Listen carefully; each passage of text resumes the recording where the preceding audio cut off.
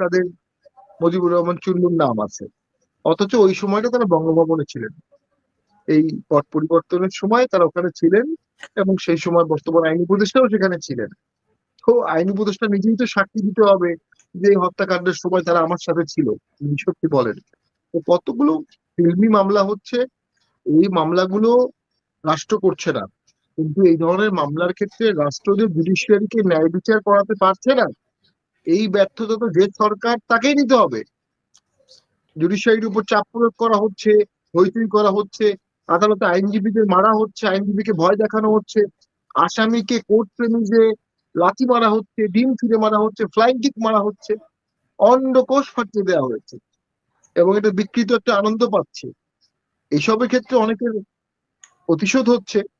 কিন্তু রাষ্ট্রের ক্যারেক্টার, রাষ্ট্র যে লেভিয়েথান, যে কমনওয়েলথ, যে গ্র্যান্ড রাম, যে সাংবিধানিক ভাবে সীমাবদ্ধ, সেই জায়গায় একটা তীব্র চির ধরে গেছে। এবং এই চির ধরা রাষ্ট্র টিকে থাকাই তো কঠিন হবে। ভোট তো পরের কথা, সংস্কার তো পরের কথা। এই রাষ্ট্রের সামনে এখন ভারতের সাথে একটা তীব্র দ্বন্দ্বময় অবস্থান। মায়ানমারের সাথে আরাকান আর্মির সাথে আমাদের কি সম্পর্ক আমরা জানি না, কিন্তু 35,000 রোহিঙ্গা নাকি অপেক্ষমান। ইনফ্লেশন বাড়তে বাড়তে 13 থেকে 14% হয়ে গেছে এসেনশিয়াল কমোডিটি। তাহলে সামনের দিনগুলোতে আমরা তো একটা অন্ধকার ভবিষ্যৎ দেখতে পাচ্ছি। অন্ধকার ভবিষ্যতের জন্য যে আলোর রূপরেখা হতে পারতো, সে আলোর রূপরেখা প্রদানকারী কোনো নেতৃত্ব দেখতে পাচ্ছি না। এবং সেক্ষেত্রে উপদেষ্টা পরিষদের সদস্যরা, মন্ত্রীরা, তারা রাজনীতিবিদকে কটাক্ষ করছে। কথা অস্বীকার করবো না, রাজনীতিবিদের মধ্যে দুর্নীতিবাজ আছে, রাজনীতিবিদের মধ্যে দ্বন্দ্বময় পরিস্থিতির কারণে দেশ অনেক ক্ষতিগ্রস্ত হয়েছে। কিন্তু এই দেশকে 24 বছরে 2বার স্বাধীন করেছে রাজনীতিবিদ। আর দেশ যদি স্বাধীন না হতো, তাহলে কখনোই অর্থনৈতিক অবস্থা আসতো না। যতবার বাংলাদেশ পরাধীন হয়েছে, অর্থনীতি ধ্বংস হয়ে গেছে। আমি আজকে এক জায়গায় বলছিলাম যে মুঘল পিরিয়ডে, আওরঙ্গজেবের সময় পৃথিবীর 27% ইকোনমি ভারতবর্ষের দখলে ছিল।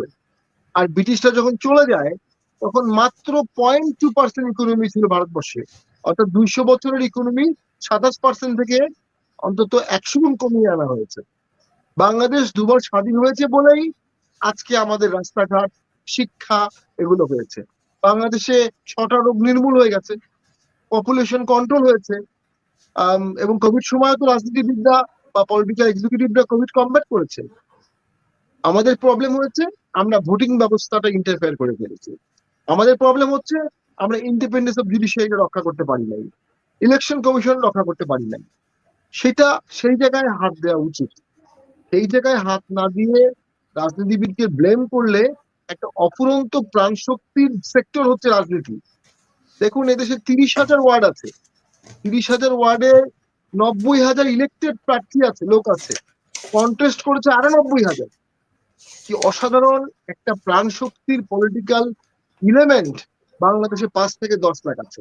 দেশের স্বাধীনতা, সার্বভৌমত্ব, দুর্যোগ, যে কোনো কাজে এই শক্তিটা ঝাঁপিয়ে পড়ে। এই শক্তিকে যখন আপনি অপমান করবেন, দূরে রাখবেন, ডিসএনগেজ টলারেন্স করবেন, ডিপলিটিসাইজেশন করবেন, সেটা তো দেশের ক্ষতি, দেশের স্ট্রেংথের ক্ষতি। যেখানে আপনাকে স্ট্রেংথ বাড়াতে হবে, সেখানে আপনি স্ট্রেংথ কমাচ্ছেন। শক্তিবর্ধক পদক্ষেপ না নিয়ে শক্তি ক্ষয়িষ্ণু পদক্ষেপ নিচ্ছেন। ক্রাইসিস মাউন্টিং হচ্ছে, সারমাউন্টিং হচ্ছে, পর্বত প্রমাণ ক্রাইসিস হচ্ছে, আর শক্তি তলানিতে নেমে যাচ্ছে। আমি মনে করি কোনো অবস্থাতেই এই মুহূর্তে রাজনীতিবিদদেরকে উস্কানিমূলক কোনো কথা বলে সরকারের রাজনীতিবিদের সাথে দ্বন্দ্বে জড়ানো যাবে না। At the end of the day, every problem is political problem, এবং every problem require a political solution. আজ হোক কাল হোক। এখানে মুশতাক ভাই আছেন, অত্যন্ত পুরোনো রাজনীতিবিদ, ডাকসুর সাবেক জিএস। ওনারা অনেক পট পরিকল্পনা দেখেছেন। ওনারা এই বিষয়ে আরো সঠিক সরকারকে পরামর্শ দিতে পারবেন। এবং দেশটা তো সকলের, যারা পরামর্শ দিতে ক্যাপাবল, তারা পরামর্শ দিলে সরকারকে সেই পরামর্শ নিতে হবে। কারণ যদি পরামর্শ না নিয়ে সরকার এমন কোনো ভুল করে বসে, যেখানে বাংলাদেশ 10 বছর 20 বছরের একটা জঙ্গিবাদের ট্র্যাপে পড়ে যায়, আফগানিস্তান হয়, সিরিয়া হয়, টিউনিশিয়া হয়, পাকিস্তানের মতো একটা জঙ্গিবাদ প্রবণ হয়, তার থেকে তো দেশ জাতিকে রক্ষা করতে হবে।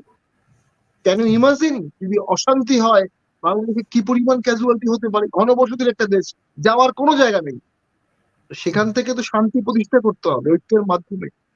এবং যারা এই আন্দোলন করেছে তাদের অসংখ্য অর্জন আছে, রক্ত দিয়েছে, সাহসিকতা দেখিয়েছে, তাদের অনেক অধিকার আছে, কিন্তু একটা অধিকার নাই, আবেগের বশে দেশটা নষ্ট করার অধিকার নাই। সেটা করতে গেলে সবাই মিলে তাদেরকে সৎ পরামর্শ দিতে হবে এবং সে পরামর্শ গ্রহণ করতে হবে। আপনি অযাচিত ভাবে দ্বন্দ্ব নিয়ে আসবেন, অযাচিত ভাবে হিন্দু মুসলিম প্রবলেম নিয়ে আসবেন, অযাচিত ভাবে বক্তব্য দিবেন, বালখুল্লশীল কথাবার্তা বলবে সবাই, এটা তো রাষ্ট্র বা স্টেটসম্যানশিপ না। এত বড় একটা আন্দোলনের পরে এত বড় একটা ক্রাইসিস, সেই ক্রাইসিসটাকে হ্যান্ডেল করতে গেলে যে লেভেল অফ ম্যাচুরিটি দরকার, বিনয়ের সাথে বলবো এই লেভেল অফ ম্যাচুরিটি আমরা দেখতে পাচ্ছি না।